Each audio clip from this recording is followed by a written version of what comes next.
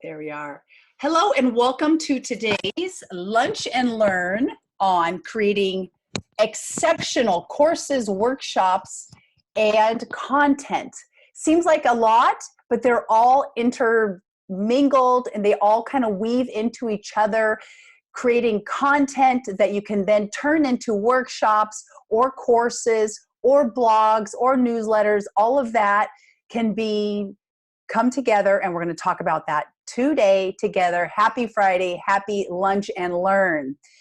Like I said, I'll repeat this one more time. The way it's going to work is I'm going to present to you what will be given to you in a download, and then I will save time for questions towards the end, anything that you have specifically that you want to ask. And if time allows, we'll get into that. And if you have other questions that you don't want to pose to the group, you can always private message me or use the chat right here and we can kind of all see it. There is a chat over on the side and then we can maybe see your question and all of us would benefit from it. So without further ado, let's get into today's topic, creating exceptional courses, workshops, and content. I have been delivering those myself for over 20 years, and I have consulted and coached hundreds of practitioners and the like in delivering exceptional courses, creating that, organizing their content. I had all this information and I want to share it with you, and that's where today's topic came from and where a lot of the material comes from.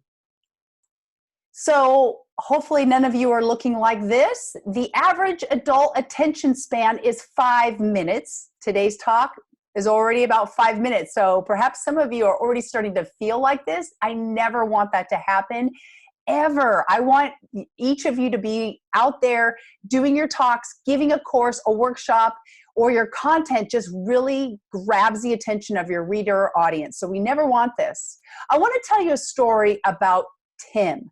Tim is a person that came to me for coaching.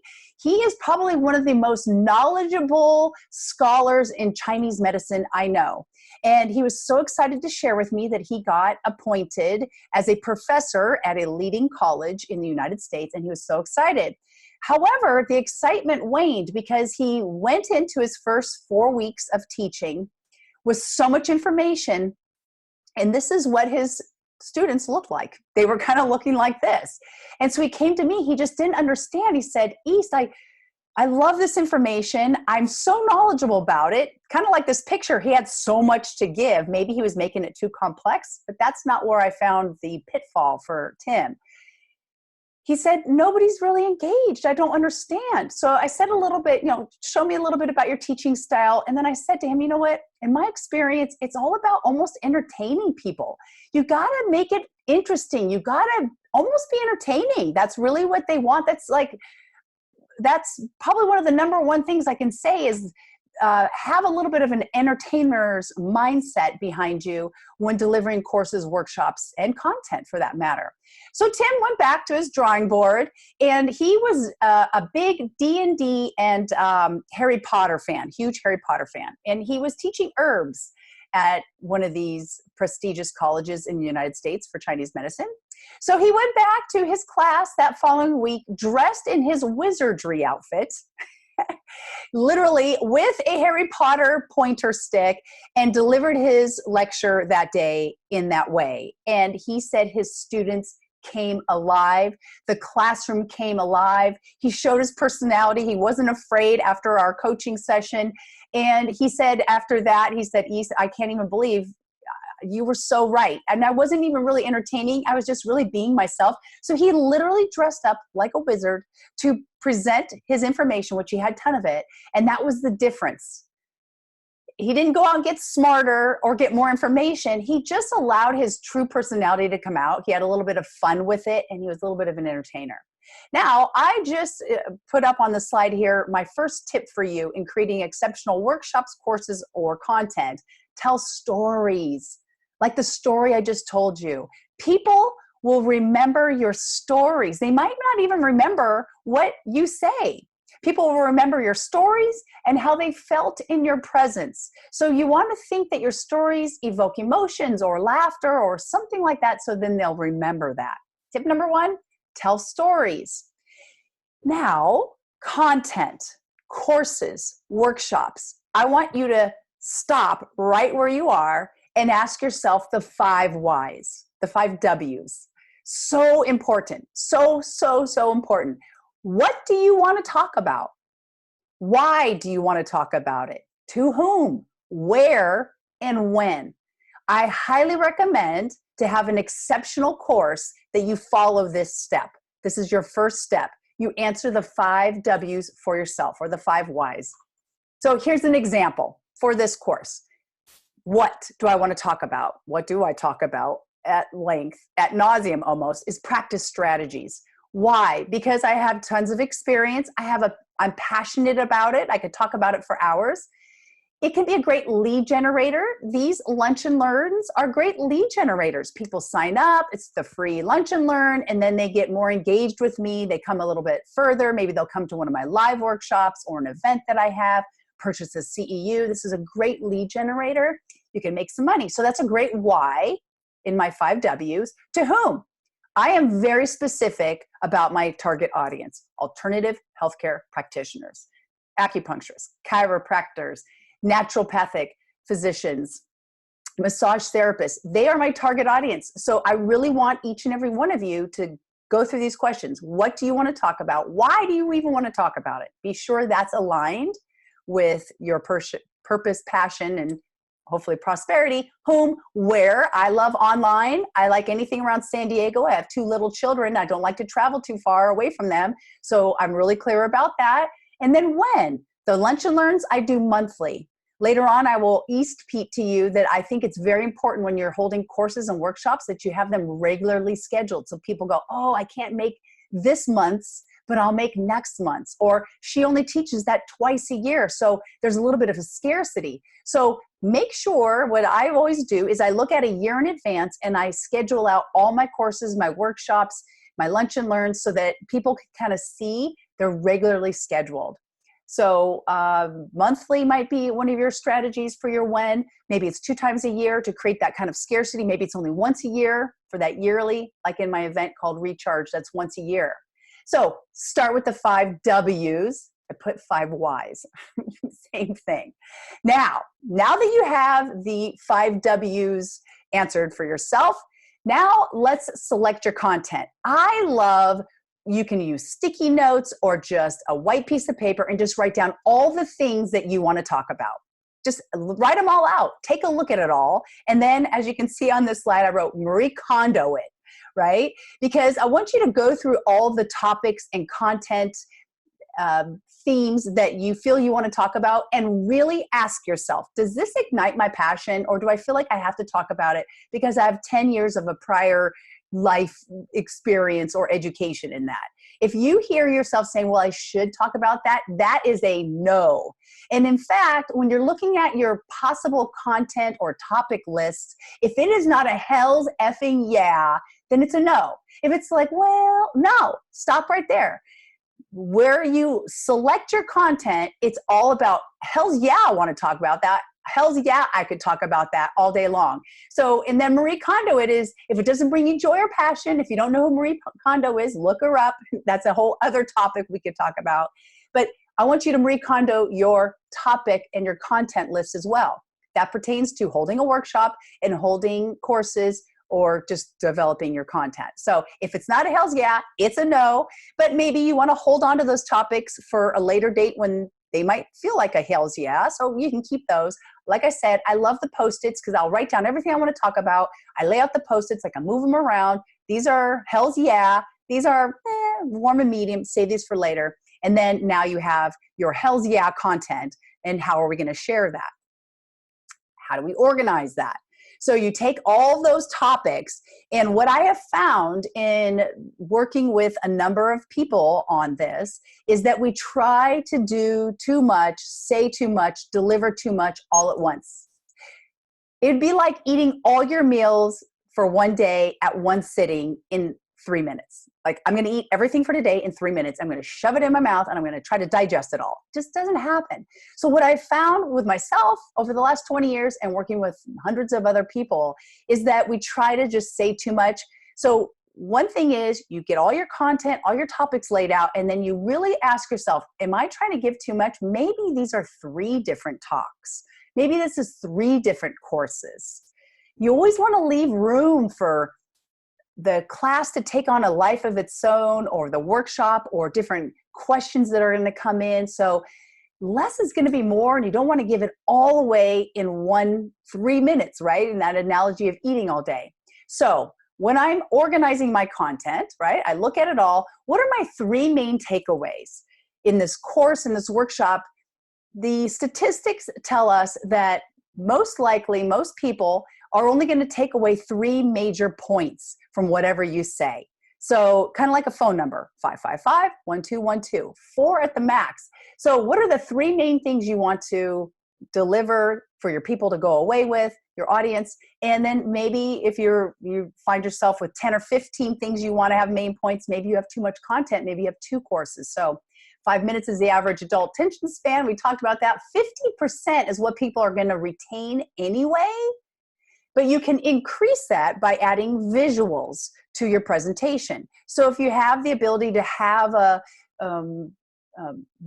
audio visual in your room, then make sure that your PowerPoints, which we're going to talk about in a moment, have lots of visuals, lots of graphics.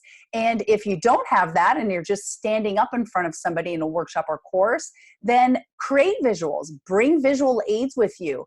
Or we go back to that story. Tip number 1, tell stories, because that's the visual that people will go away, that will cement that information and that experience with you into the person's memory. Have a story for each of your main points. So if you have organized your content, you're ready, I'm going to talk about this. This is my workshop. They're going to take away these 3 main things. Make sure you have a story for each of those main points that you want to deliver. Plan breaks at least every hour. So important. We'll talk about that a little bit more. But when you're organizing your content, make sure you look at it and you say, okay, that's probably about 35, 40 minutes worth. I want to make sure I have time for questions, and then make sure I have a break. Make sure you plan a break at least every hour. That's for a bio break. You might not even feel like you need a break, but your audience, even if you are just got them gripping and at the edge of their seats, they're still going to need a break. Then have information that people can use immediately. That is something that most audiences appreciate. And as I've been asked to present and teach courses or lead workshops for the last 20 years, most of the people that have hired me have said, East, we'll hire you as long as whatever you present can be used immediately. So keep that in the back of your mind as you are organizing your content and creating your course and coming up with kind of the flow of your course. When you are going to take your course, or if you are going to take your course to a PowerPoint, or maybe you're going to use canva.com and create a presentation that way, follow the 10-20-30 rule. This comes from Guy Kawasaki, not the motorcycle guy. Guy Kawasaki is the world expert in presentations. He is hired by all the Fortune 1 or 10 companies to do their big presentations. And he says, follow this, the 10-20-30. 10 slides for about 20 minutes of talking, because you want to leave 10 minutes for Q&A. So let's say you're doing a 30-minute lunch and learn. 10 slides, 20 minutes, and then 30-sized or bigger font. You don't want your audience to be squinting because they cannot see your font. So that's just one big tip right off the bat for presentations, the 10-20-30 rule by Guy Kawasaki. These are some more helpful tips for you in creating a PowerPoint or a presentation. Make sure that font is 30 or higher size and the same font throughout. Nothing's more dizzy than 10 or 15 different fonts, giving your subconscious or your audience's subconscious mind a little bit of a dizziness, like what's going on here? Minimize animations. PowerPoint allows you to kind of fade things in and fade things out. Well, maybe just use one animation and leave it at that and minimize that. And minimize any complexity, because technical issues happen. I will leave today's webinar, sharing some of those. And so I highly recommend same font, limited to 2 fonts. Maybe you have a font for your header and then a font for the rest. Minimize animations and your complexity. Make sure you're using high quality graphics. Might look good on your computer, but once you spread it to a Jumbotron or a larger screen, it's really grainy and doesn't look very professional. Make sure that you have purchased those images or they're royalty free. I will give you resources towards the end of today's webinar on that. So just make sure you use high quality graphics, and more graphics, less words. What you look over here on the left of the download and on the screen here is a presentation I did at Symposium 2000, I think 15, I'm not sure, but that was my presentation, and it's mostly pictures.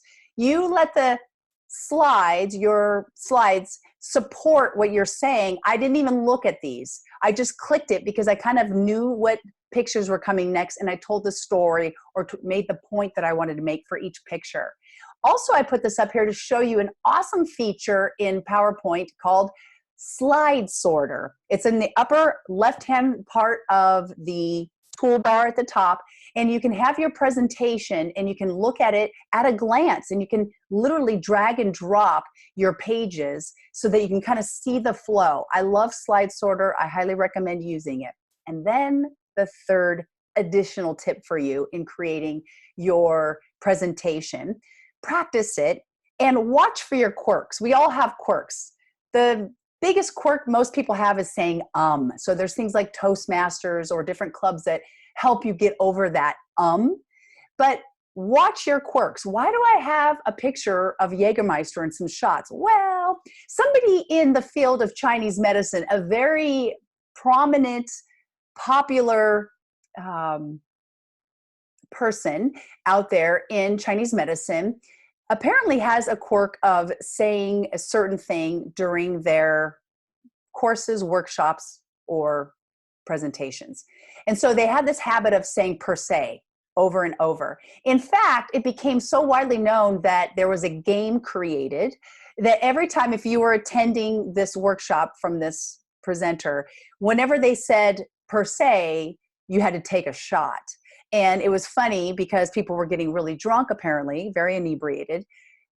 Why do I tell you this story? Because I really don't want any of you out there with a game that is created on your quirks.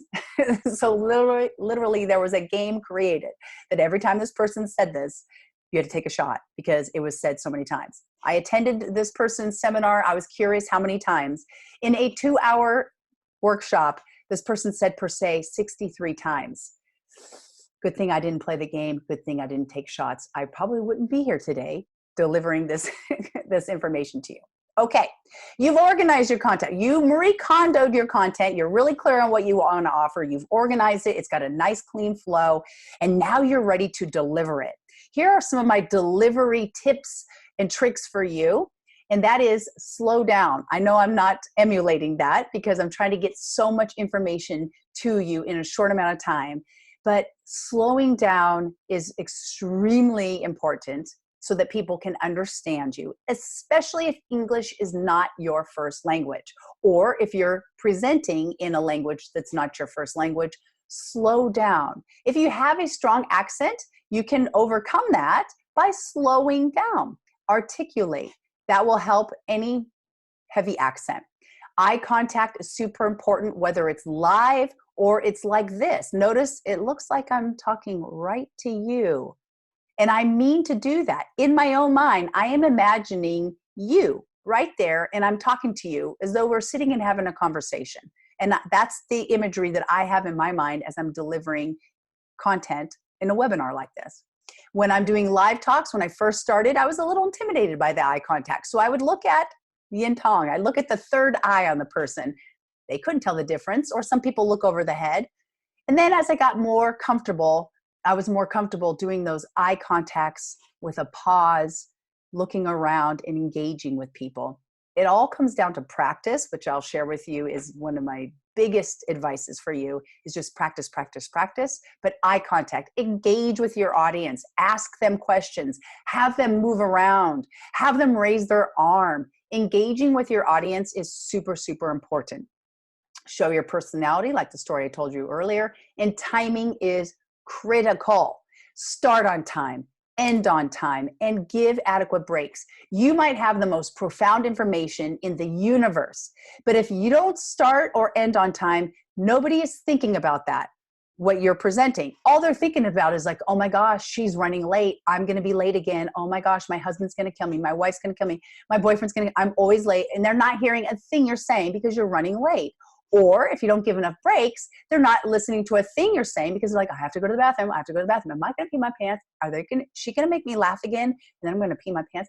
You don't want anybody to be up here. You want them to be with you and present. So timing is critical. Whenever I'm going to go to a different venue, especially a new venue or even an old venue, I show up at least a half an hour early to make sure that everything is technically set up and I'm going to have a smooth delivery so I can start on time. This has worked for me 99.99% of the time. There was one time in the past, about 6 years ago, I showed up at a new venue a half an hour early and we could not get the audio visual to work. My laptop wasn't working with their equipment. And we had this whole half hour. The IT guy had to drive home and come back with a different cord. And even with me showing up a half an hour early, we started 10 minutes late. Otherwise, I always show up a half an hour early, and 99.9% of the time, it has helped ensure a smooth delivery. So timing is critical. Show up on time, make sure everything's working. End on time. You can always stay later, but let people leave and then give breaks. More strategies for you. Free intro. Why do I have a picture of Reiki? Because this is the story. I teach Reiki class, and I have taught Reiki classes for a long time. There's 3 levels to Reiki, the way I teach it, level 1, 2, and 3. Level 1 is about 2 hours, and I don't charge a whole lot for level 1. I think I charge for a while, I was charging $50 for level 1. And that is very inexpensive. And I'd put out all these flyers about Reiki level 1, $50, and I'd get about 10 or 15 people. That's about it. And the way that I structured Reiki 1 is the very first part of the class is kind of an informational about Reiki, introduction, history, do's and don'ts. And then you get into the attunements and the certification towards the second hour. So I changed my strategy because I thought, why am I not getting more people? So what I did is I offered a free introduction to Reiki. So the first hour was free. And I opened it to everybody. Come on in and learn about Reiki. And if you want to stay, you can stay for the second hour and get attuned and pay afterwards. Or maybe it's not for you. By doing that, by offering the free intro, and the intro is just information I was going to present in the fee-based workshop anyway, I had 50 people that very first time that I offered the free intro. Out of the 50 people, 42 people stayed for the attunement. Now, I had been doing it for years. The most I'd gotten was like 16 on just trying to sell the workshop by itself. So there's a strategy. If you can look at your workshop and there's some history or some basic information you can offer for free, you get people there on the free, and most likely, if you're delivering good information, they're going to stay for you. So free intro. Food. Getting hungry, it is lunch. I teach and have been teaching for a very long time, a facial rejuvenation class. I teach it twice a year. Not every month. I teach it twice a year. That gives a little bit of scarcity, a little bit like, oh, I want to do East class next time. I'm going to save the date. And I do it pretty much the same time so people can count on that. It's very important to be regular with your schedules. Anyway, about the facial rejuvenation workshop, which I'm actually holding this Sunday, I talk a lot about nutrition for anti-aging and facial rejuvenation. So guess what? It's an 8-hour workshop. So I provide snacks that are facial rejuvenation foods. Those are there. It's a great way to solidify the information. So if maybe your workshop has a food component, bring some of those food there. Increase the price of the workshop, have food. It's a better experience anyway. It's worth more. So that's an idea there. Another idea is to give people credit. You can say, if you come to my workshop, it's $100, and then I'll give you $100 worth of credit towards my services. That's another great strategy on getting people to come to your workshop courses or even investing in your content. Other ideas, if your workshop demonstrates or utilizes certain products, tools, or materials, have those for sale. And it's not that you're there to make $1 billion on the tools you're selling in the back. It's more a convenience thing. Most of the people that are going to attend your courses, workshops, are going to want to start using those things right away. They don't want to have to go home, look for it on Amazon, wait for it to deliver, even though Amazon is pretty fast. They want to go home and probably practice it right then and there. So it can be an additional revenue stream for you to offer and have the tools, products, or materials you're using in your workshop in the back. And you can just say it that way. Hey, they're in the back, and you can purchase those if you'd like. I just brought them for convenience sake. Tips 2, 3, and 4, even though I've given you like 20 other tips. Now, these are some good visuals here. There is a breastfeeding visual, a calendar, and a man speaking. So the first tip, roll with it. About not 4 years ago. It was 3.5 years ago, because my son was 5 weeks old and I was still breastfeeding, and I had been scheduled to do a workshop in Rancho Bernardo, California. And so there I was, my son was at home, and I was there in this beautiful red dress, and I was presenting this workshop. It was a 6-hour workshop. My intention was to pump during lunch because I was breastfeeding at the time. And I got so caught up at lunch with different people and talking to some of the students and attendees that I forgot to pump. So at the 5th hour of my 6-hour workshop, somebody in the far back was raising their hand with a little note, which I couldn't see. And I said, I can't see your note. Please come forward. So the person came forward, and they were carrying the note and a vest. And I thought, this is weird. As the person got closer and closer to me, I could see what the note said. The note said, "You are leaking." I was like, oh. I looked down, and I was leaking out of my left breast. It looked like a gunshot wound. It had dripped probably about 12 inches down my beautiful red dress. They gave me the vest. I put the vest on. I said, thank you so much for the vest. We were talking about essential oils. That was the workshop. So I said, does anybody happen to know an essential oil that would stop leaking breasts from breastfeeding? And everybody laughed, and I just rolled with it. I promise you, if you teach enough classes or hold enough workshops, you're going to have things like this happen. You just roll with it. If you don't make a big deal about it, nobody else will make a big deal about it. Just keep on going. I've had technical difficulties. I could spend another hour telling you stories, but I won't. Regularly schedule for the win. Regularly schedule your workshops. You gain momentum. Have 12 months at least of your workshops or classes scheduled in advance. That's a positive, it's a win for you and your audience, because they could say, oh, I can't make February, but I'm going to make March. I'm going to change my schedule. I'm going to get somebody to sub for me. I'm going to make sure I want to go there. I want to go. And for you as well, if you don't have it scheduled for yourself, it's so easy to say, oh yeah, I'll hold that class one day, maybe next week. Oh, I don't know. Schedule those suckers out so that you don't sabotage yourself. And then practice, practice, practice. Tony Robbins is one of the most famous speakers, motivational speakers, and he shares constantly that 20 years ago, he would show up and speak to anybody. And in fact, when he first started, there's maybe 2 or 4 people that would show up for some of his conferences. That is a true story. Now, how did he get better? Was it because he's been doing this for 20, 30 years? Nope. It's the number of times you practice, not the number of years. It's the number of times you practice that's going to make you better and give an even more exceptional workshop, course, or class versus the number of years you've been doing it. Practice, practice, practice. Do it as much. Offer to speak to anybody and everyone. And that won't feel so hard or difficult if you clearly answered those 5 W's. If you really, really are passionate about what you want to talk about, and then you Marie Kondoed that list and you're like, I love this. It's almost criminal that they're paying me to talk about this because I talk about this for free. Here are some of those resources and tools that I shared, I kind of referenced earlier. For free pictures, Pixabay and Unsplash, excellent. They are free, they're royalty free, you can get those. Pexels is another photo bank. Canva.com, I created this PowerPoint. It's not a PowerPoint, it's a slide show for you on Canva.com or PowerPoint. iMovie is great if you have a Mac, comes with iMovie. Toastmasters to work on your speaking skills. I did Toastmasters a year ago. I love it. BNI, Business Network International, they let you do a speech as being part of a BNI member. Do it, join it, do the speech, join clubs, and practice your content and delivering your content. Do you have an idea? I want to make your idea a reality.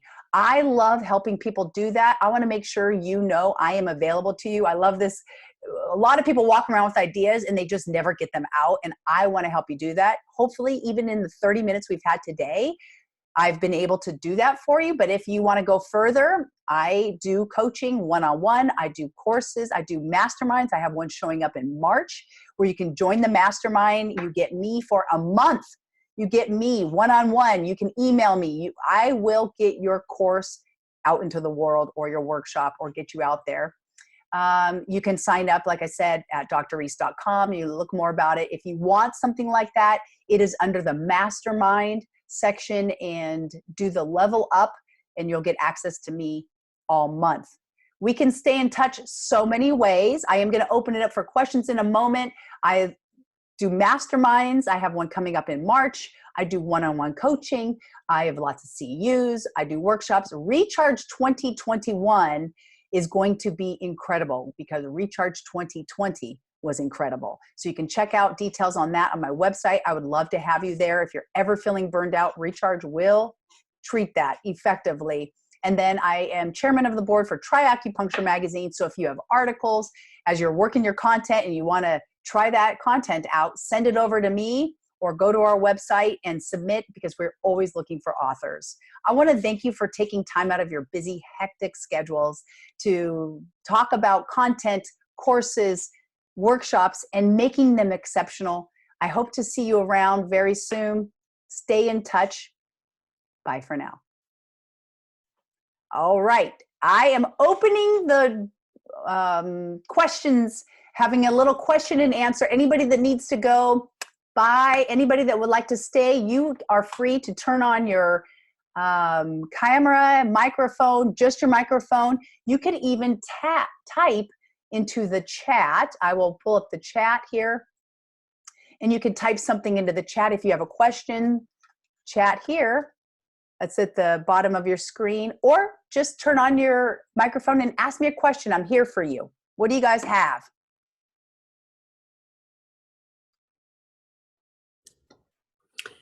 Hi, East. Dr. Hey, Jazz. I can't hear you. Oh, Let me see if I can, turn up your microphone maybe. better? Nothing? No, let me think. Can you hear me now? No. Nope. I know. Is that better? Can you hear me now? Oh, let's see. Let's try this. Try now. No. Nope. All right. I'll type it. There's that. Okay. Allow, no.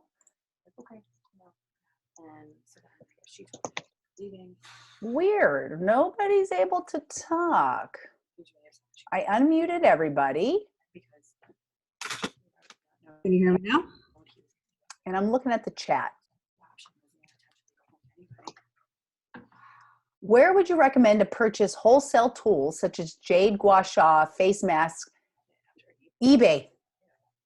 I buy it on eBay, and it usually comes from China, and it usually takes about 1 or 2 months. So if I'm going to do a class on that, I order it well in advance. Sorry that for some reason the microphones aren't working. I don't know why. Maybe because I'm recording. I can stop the recording.